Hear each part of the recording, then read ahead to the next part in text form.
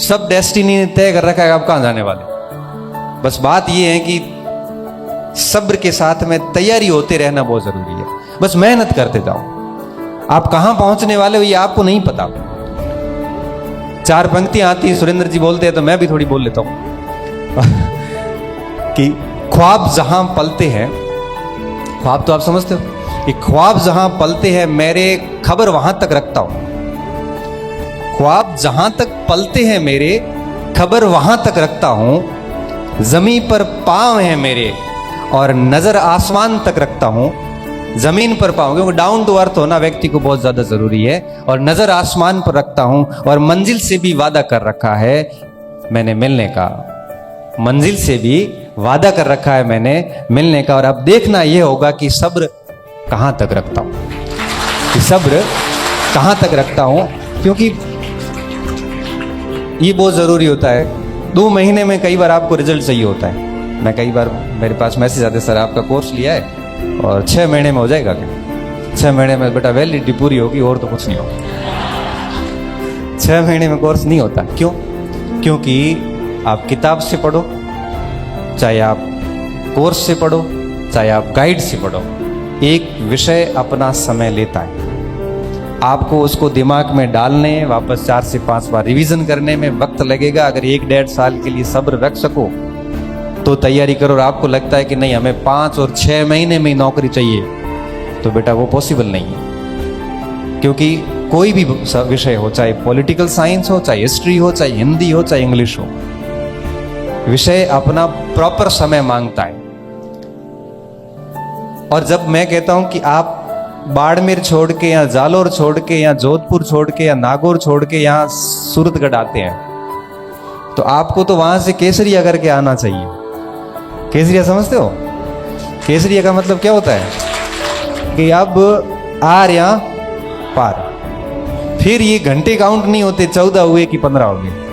मैं पूछते हो ना, मुझे बड़ा ऐसे दया सी आती है, क्रोध भी आता है। कहते सर कितने घंटे पढ़ूं? तो मैं कहूंगा 3 घंटे पढ़ना है। 3 घंटे पढ़ेगा? घंटे काउंट क्यों करने पड़ रहे हैं? जब वहां से घर से निकल ही गए हो तो ठीक से निकलो ना भाई। अब पता है कि जैसे खानवा के युद्ध में महाराणा सांगा निकले हैं और हसन खान मेवाती अगर निकला है तो ये सोच के निकला है कि हम जिंदा वापस आके भोजन करेंगे घर आके। वो ये सोच के निकले हैं कि यहां तो बाबर रहेगा या हम रहेंगे, बात खत्म।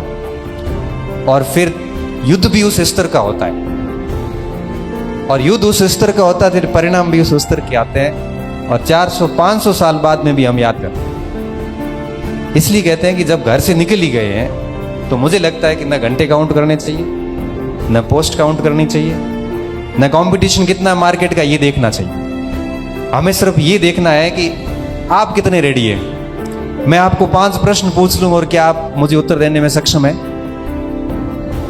कई बार मैं बच्चों से बात करता हूं, तैयारी है पूरी? हाँ तैयारी पूरी है। प्रश्न पूछूं? प्रश्न नहीं पूछना। क्यों?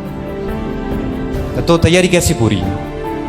कॉन्फिडेंस तो ये होना चाहिए ना कि तैयारी पूरी है, पूछ सकते हो, आप कहीं से भी पूछ सकते हो।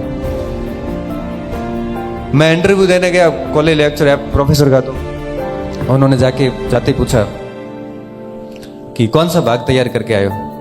यद्यपि मैंने राजस्थान इतिहास और विश्व इतिहास नहीं पढ़ा था क्योंकि इतना टाइम मिला नहीं, इंडियन हिस्ट्री पढ़ के गया था। मैं सर सारा ही तैयार है। कॉन्फिडेंस तो रखो, सारा ही तैयार है। नहीं आएगा तो मना कर देंगे, अपराध थोड़ी है। तैयार तो है तो परीक्षा पास हुई है। कहां से पूछे? मैं जैसा भी आपको ठीक लगे। तो आधुनिक से पूछ ले। हाँ सर वही पढ़ा हुआ था, मन में सोचा वही पढ़ा हुआ है। शुरू कर दिया, चलता रहा, चीजें चलती रही, बड़े आराम से चलती रही। तो ये कॉन्फिडेंस का बाधा जब आपने सच में पढ़ाई की है। कोई कहता सर रात को पढ़ूं कि सुबह पढ़ूं उठ के? वही पढ़ाई करनी, कभी भी करना। कभी कभार रात को कर लो, कभी सुबह उठ के पढ़ लो। लेकिन बात यह है कि हम पढ़ रहे कि नहीं पढ़ रहे। यहां पे आके पंचायती कर रहे हैं क्या? यहां पे आके पुस्तक भंडार पे, लाइब्रेरी के अंदर या 4 रूम लिए और बीच में बैठ के आराम से अगर आप पंच बने हुए हैं तो मान के चलना कि आप अपनी असफलता की कहानी उस जगह बैठे बैठे लिख रहे हैं। ये कंपटीशन है, बड़ा निर्दयी है। ये नहीं देखता कि आप किस गरीब परिवार से आते हैं या अमीर से आते हैं। ये नहीं देखता कि आपके घर वालों ने कितने सैक्रिफाइस करके आपको यहाँ भेजा है। ये भी नहीं देखता कि आप पहले कितनी बार फेल हुए हैं और आपको नौकरी की सख्त आवश्यकता है। ये भी नहीं देखता कि आपके ऊपर पीछे पूरा परिवार इंतजार में बैठा है कि ये नौकरी लगे तो इन 2 बच्चियों को आके भेजूं।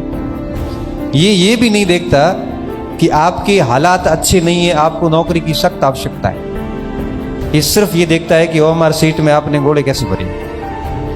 वो सीधी कंप्यूटर में OMR से स्कैन होती है, सीधे नंबर आते हैं, किसी 120 में से 18 आते हैं, किसी 120 में से 112 आते हैं। और ये तय इस बात पे होता है कि आपने कितनी गहराई से, कितनी तन्मयता से किताबों को घोट घोट के याद किया है। हालत खराब हो जाती है किताब की साइज बड़ी हो जाती है। 120 पेज की किताब, 120 पेज का रजिस्टर ऐसे लगता है जैसे 500 पेज की किताब हो। 5-5, 6-6 कलर के स्याही घसी भी होती है उस नोट्स पे, उस किताब के ऊपर। तब परीक्षा हॉल में जाते याद आता है कि ये बात पृष्ठ के किस भाग में लिखी हुई है। सीधा याद आता है कि दाएं तरफ ऊपर की तरफ मेरे लिखा हुआ है। ये स्थितियां आती हैं, तब एक्यूरेसी आती। तब आप कहते हो हमारी एक्यूरेसी नहीं आती, गलत ज्यादा है सर। गलत होंगे ही कि मार आता है गलत हो गया। आते आते कैसे गलत हो गए? या तो आ नहीं रहा था या गलत हो गया है। सीधी सी बात है। देखो, आता किसी का गलत नहीं होता। ये एक सदी का सबसे बड़ा झूठ है। ये सबसे बड़ा झूठ है जो हम लोग अपनी असफलता को जस्टिफाई करने के लिए हर जगह बोलते हैं। आता किसी को गलत नहीं होता, पहली चीज। दूसरी बात, जब हम बाहर निकल के कहते हैं ना कि आधे नंबर में फेल हो गयो या 1 नंबर ही ला रहे हो, भाई साहब आपने परीक्षा हॉल में पूरी ताकत लगा ली थी, 1 नंबर आया नहीं।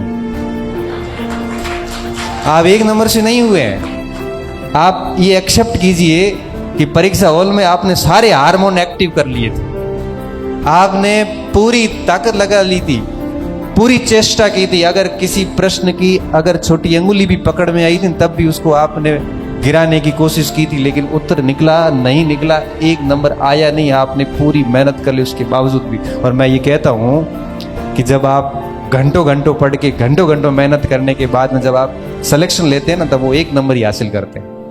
वो 1 नंबर के लिए बहुत मेहनत करनी पड़ती है, तब जाके वो 1 नंबर आता है और हम हंसते हंसते गलत करके आ जाते हैं। इसलिए कहते हैं कि जब जितना आप ढंग से मेहनत करेंगे, जितनी आप बार बार रिवीजन करेंगे, एक भाग के लिए भाई 1 ही किताब रखो ना, ये 20 किताबें रखने की क्या जरूरत है। 1 किताब तो कम से कम ठीक से याद करो। अपने घर पे लाइब्रेरी बना देते हैं और उस लाइब्रेरी में फिर कंफ्यूज होते हैं कि अब पढ़े क्या और छोड़े क्या इसमें। इसलिए इस बात का व्यक्तिगत रूप से मैं आपको कह रहा हूं, आप सब आए हैं तो कह रहा हूं कि हमेशा इस चीज का ध्यान रखें कि जब भी किसी परीक्षा की तैयारी करें तो बड़ी शांति से करें। किसी को मत कहो कि मैं किसकी तैयारी कर रहा हूं। सिर्फ 2-4 लोगों को पता होना चाहिए। रिजल्ट आएगा तब दुनिया अपने आप देख लेगी। दूसरी बात, हर भाग के लिए 1-1 मैटर रखे, चाहे नोट्स रखो, चाहे किताब रखो, जो भी रखो। आप किसी को पूछो मत मुझे क्या पढ़ना है, क्योंकि हर व्यक्ति अलग अलग राय देगा और उस राय में आप कंफ्यूज ऐसे होंगे कि आप लास्ट में डिसीजन नहीं ले पाएंगे कि मुझे किस मटेरियल को देखना है। हर भाग की 1-1 किताब लेके और फिर गायब हो जाओ। फिर मत देखो कि क्या चीजें हो रही है दुनिया में। फिर आप इतना काम करिए कि अपने उस सिलेबस को बार बार पढ़िए, उसको जितना आप रिवीजन कर सकते हो करिए। इस फोन को जितना साइलेंट करके रख सकते हो रखिए। आप जितनी ज्यादा मेहनत कर सकते हो करिए। इससे पता 2 फायदे हैं, एक तो रिजल्ट मिलेगा, दूसरा व्यक्ति अच्छे हो जाएंगे। व्यक्ति अच्छा होने का क्या मतलब है, जब आप अपने आप को इतना पढ़ाई में डाल देंगे ना, तो ना तो आपको गलत आदतें पड़ेगी, ना आपको गलत चीजें याद आएगी, ना आप अपने आप को गलत लोगों के साथ डालोगे, ना आप अपने आप को इन चीजों में संलग्न करोगे जो आपका समय खराब करते हैं। इसलिए कहते हैं कि पढ़ाई 2 चीजें देती है, केवल नौकरी नहीं देती बल्कि एक अच्छा व्यक्ति बनाती है आपको। और जितनी बढ़िया से करोगे उतना आपका परिवार भी आपसे खुश होगा।